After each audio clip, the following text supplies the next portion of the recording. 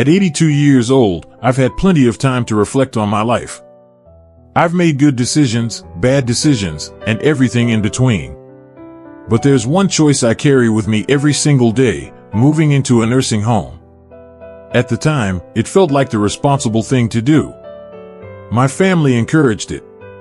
They told me I'd be safer, that I'd have support whenever I needed it, that I wouldn't have to worry about cooking, cleaning, or being alone. It sounded comforting, logical, even loving, and I believed them. But once I moved in, I realized something I wish someone had told me beforehand. Life in a nursing home doesn't just change your address. It changes your entire way of living. If you're watching this because you're considering a nursing home for yourself or for someone you love, I'm not here to scare you. I'm here to share what I learned the hard way. There are things no brochure mentions, things no family meeting prepares you for. Today, I want to share 6 regrets I carry with me. 6 lessons I wish someone had told me before I packed up my life.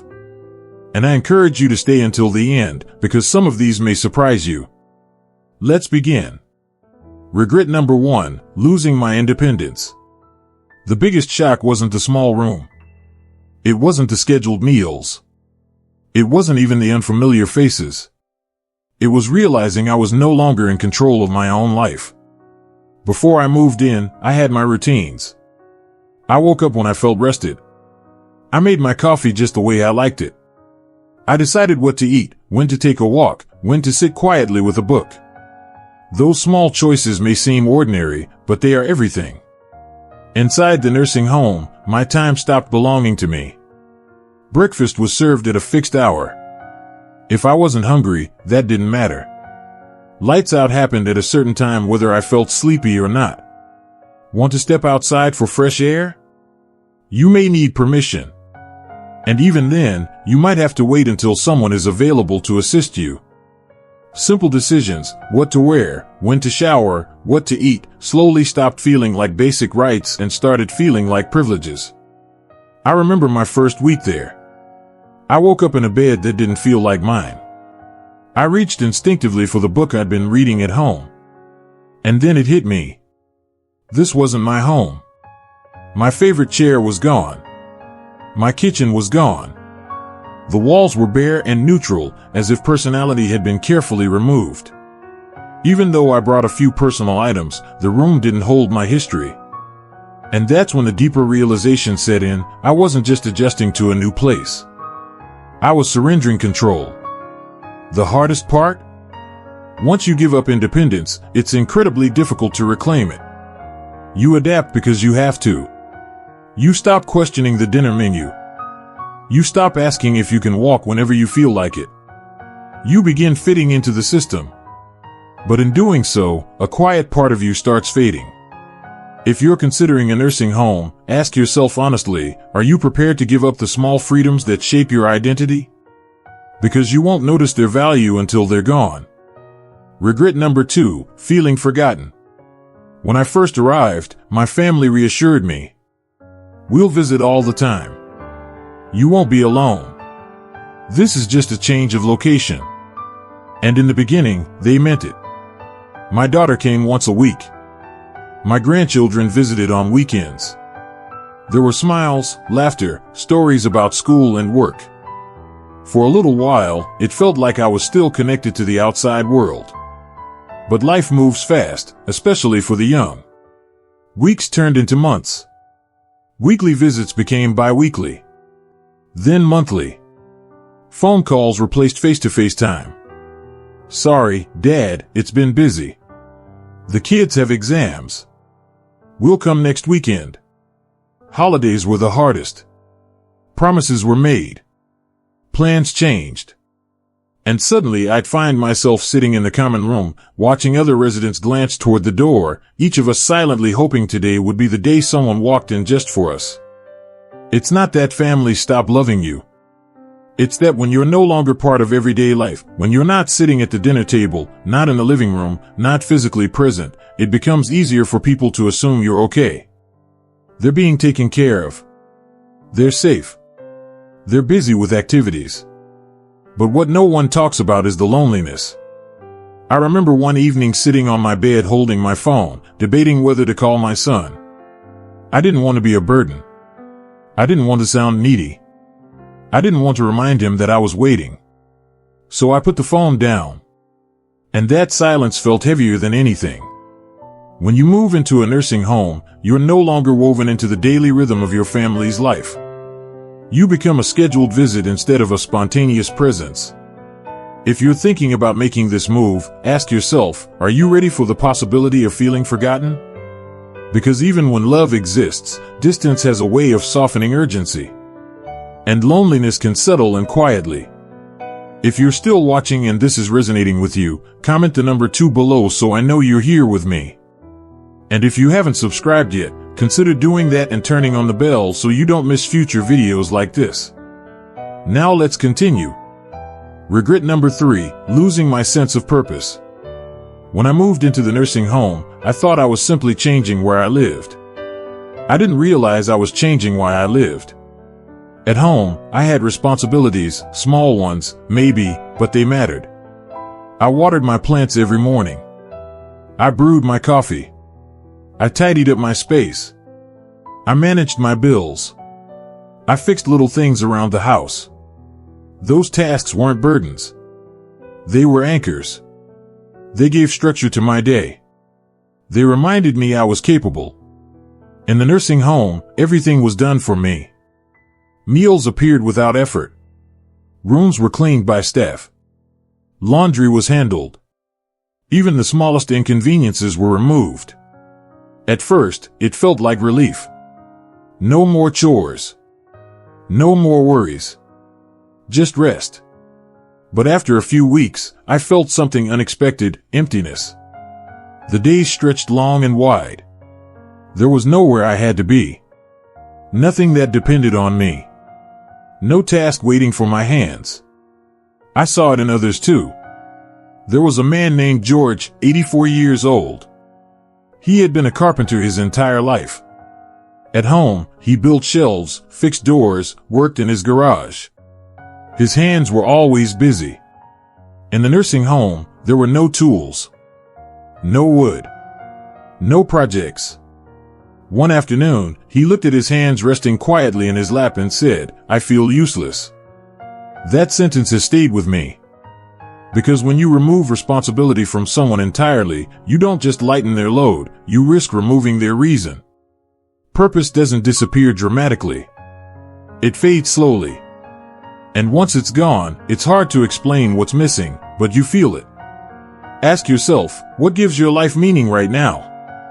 Because filling time with activities is not the same as feeling needed. And purpose is something you fight to keep. Regret number 4, my health declined faster than I expected. Before I moved into the nursing home, I was doing fairly well for my age. I wasn't climbing mountains or running marathons, but I could take care of myself. I cooked my own meals. I walked to the store. I stretched in the mornings. I moved around the house throughout the day without thinking twice about it. Those small movements didn't feel important at the time, but they were quietly keeping me strong. When I moved into the nursing home, life became easier. Meals were brought to me. I didn't have to stand in the kitchen anymore. If I needed something, I pressed a button. If I felt tired, I rested. If I didn't feel like walking somewhere, someone would wheel me there. At first, it felt like comfort.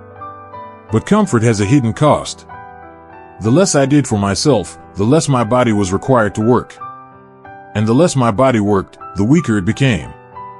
I didn't notice it immediately. It happened gradually. My legs felt stiffer. Getting out of a chair required more effort. I started choosing to sit instead of stand. I walked shorter distances. I told myself I was just conserving energy. But I wasn't conserving it, I was losing it. Muscle disappears faster than you think when it's not used. Balance declines. Endurance fades. And once that downward slide begins, it's incredibly difficult to reverse. And it wasn't just me. I watched it happen to others. Residents who walked in on their own 2 feet slowly began relying on walkers. Then wheelchairs. People who had been independent started needing assistance for things they once did automatically. The more help we were given, the more help we seemed to need. There was a woman named Alice, 81 years old. When she first arrived, she was determined not to slow down. She walked the halls every morning. She kept herself active. She said, "I'm not letting a number define me." But over time, she started skipping her walks. Meals were easier in the dining hall than making the effort to move. Staff offered assistance, and naturally, she accepted. A few months later, she was using a walker. Then a wheelchair. One afternoon she said to me, "I don't know when it happened, but I feel like I aged 10 years and 6 months." That sentence hit hard. Because in a nursing home, everything is designed to make life easier. But ease isn't always what keeps you alive and strong. Movement is survival. Independence is exercise. Responsibility is strength. If I could go back, I would have fought harder to keep moving. I would have insisted on walking more, standing longer, pushing myself even on days I didn't feel like it. If you're considering a nursing home, ask yourself this: will you have the motivation to keep your body strong when everything around you makes it optional? Because once your strength fades, rebuilding it becomes much harder than maintaining it. If you're still watching and this message is resonating, comment the number 4 below so I know you're here. And if you haven't subscribed yet, make sure you do and turn on the bell so you don't miss future videos. Your support truly means a lot. Now let's move forward. Regret number 5, the loss of privacy and dignity. This is something I didn't fully understand until I experienced it. At home, privacy was something I took for granted. I could close my bedroom door, sit in silence, take a shower when I felt like it, wear whatever I wanted without explanation. My space was mine. In a nursing home, privacy becomes limited and sometimes almost non-existent. From the moment I arrived, there was a steady rhythm of people coming in and out of my room. Staff checking on me, scheduled room inspections, medication rounds, cleaning times, meal reminders.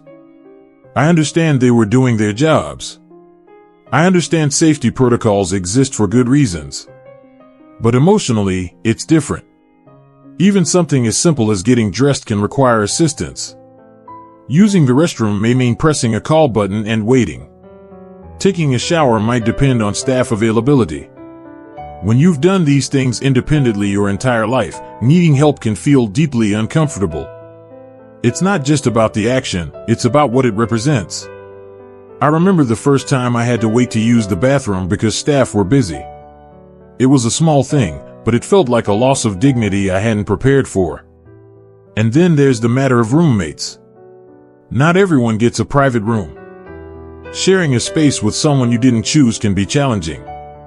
I was fortunate to have a kind roommate. But I saw others struggle, roommates who snored loudly, who stayed up all night, who had cognitive conditions that made living together difficult.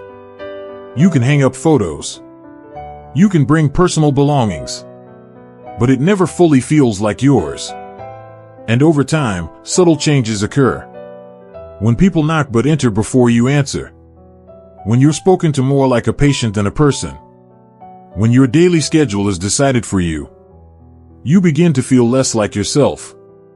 Dignity isn't something you notice when you have it. But you feel its absence immediately.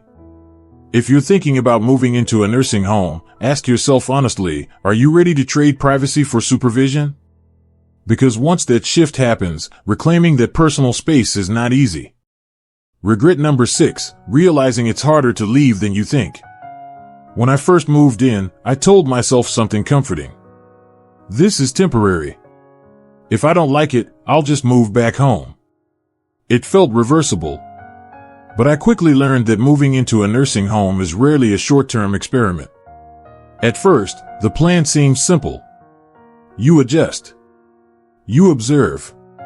You decide later. But life doesn't pause while you're adjusting. My house sat empty. Maintaining it from a distance became difficult. My children began organizing things. Selling items they thought I no longer needed. discussing whether to rent or sell the house entirely. When I mentioned possibly moving back, there was hesitation. Are you sure you can manage alone? Isn't it safer here? We just want what's best for you. They weren't being cruel. They were being practical. But practicality can quietly close doors. Then there was my physical condition. After months of reduced activity, I wasn't as strong as I had been. The idea of managing a full household again felt overwhelming. Fear crept in. What if I fell? What if I couldn't keep up? What if I needed help and no one was nearby? And that fear kept me where I was. I met others who experienced the same thing.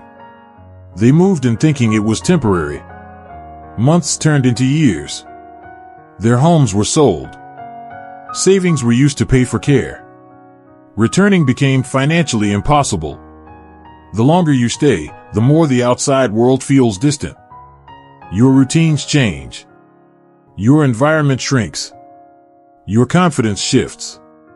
And one day you realize leaving isn't just a decision anymore. It's a complex web of financial, physical, and emotional barriers. That's the part nobody emphasizes. Moving in feels reversible. But often, it isn't. If you're considering this step, ask yourself carefully, are you prepared for the possibility that once you move in, going back may not be simple or even possible? Because that reality deserves serious thought. Now, after sharing all 6 of these regrets, I want to slow down for a moment. Because this isn't about blaming nursing homes. And it's not about blaming family members either. Most families make this decision out of love. Most people who move and do so because they believe it's the safest, most practical option. I know that's why I did it. But here's what I wish someone had told me before I signed those papers. A nursing home doesn't just provide care, it reshapes your identity. And that's something you need to be emotionally prepared for. The emotional shift no one talks about. When you move into a nursing home, the shift isn't only physical. It's psychological. At home, even if you needed help occasionally, you were still the center of your own world. You made decisions. You managed your space. You defined your routine. Inside a facility, you become part of a system. You are one of many residents. Your needs are scheduled. Your day fits into a broader operational structure. Over time, you begin to adjust your expectations downward. You stop asking for special accommodations. You stop insisting on your preferences. You begin accepting this is just how it works. And that quiet acceptance changes you. You might not notice it immediately. But one day, you realize you've stopped advocating for yourself the way you once did. You've adapted, but you've also diminished. That realization can be painful. Safety versus living. One of the strongest arguments for moving into a nursing home is safety. And that's valid. There is staff available. There are medical professionals nearby. There are systems in place designed to respond quickly in emergencies. But here's the question I wish I had asked myself more deeply. Is safety alone enough to feel alive? Because there's a difference between being safe and truly living. At home, there was risk. Yes. I could fall. I could forget something. I could struggle with a task. But there was also ownership. Pride. Self-direction. Inside the nursing home, risk decreased. But so did autonomy. And sometimes, reducing all risk also reduces vitality. That trade-off is deeply personal. For some, the medical needs truly outweigh everything else. And in those cases, the decision makes sense. But for others, especially those who are still relatively independent, it's worth exploring every alternative before surrendering that autonomy. Exploring other options. If I could go back, I would have asked more questions. Could I have arranged part-time in-home care instead of moving out entirely? Could I have modified my house for better safety? Could family members have coordinated schedules differently? Could community programs have filled the gaps? At the time, moving into a nursing home felt like the most straightforward solution. But straightforward isn't always the only path. There are assisted living arrangements. There are aging-in-place services. There are shared housing options.